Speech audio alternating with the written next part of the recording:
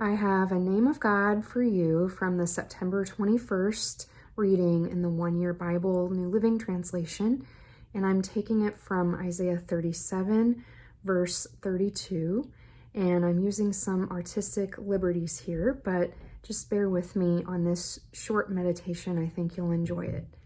Verse 32 says, "For a remnant of my people will spread out from Jerusalem, a group of survivors from Mount Zion.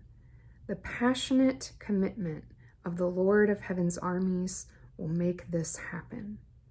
So the name of God I'm choosing for today is passionate. So when we think of passion, I think of romantic passion first, and it's probably something that we don't necessarily think about on a regular basis, but it can also mean like this fervency and this desire, this burning desire to accomplish something. And so our God is a passionate God. And I've mentioned in some of these videos that he wants relationship with us, and this verse clearly demonstrates that. And he's saying that he's going to preserve a remnant.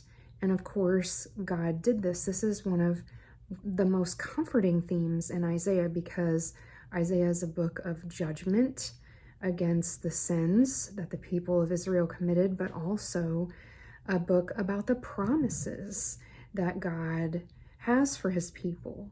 And this is one of those promises.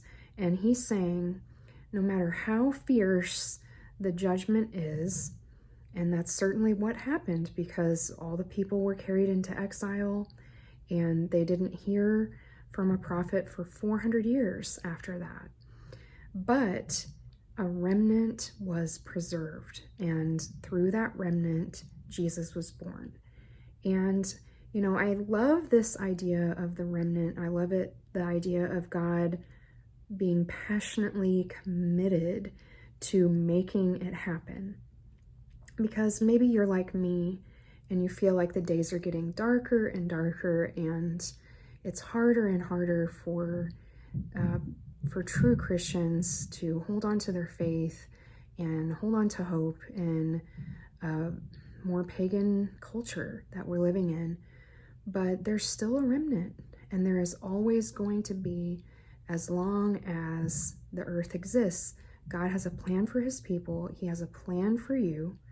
And if you don't know if you're part of that remnant yet, then I invite you to study these names of Isaiah, of God in Isaiah, and explore who this God is and how he's inviting you to worship him and come into relationship with him.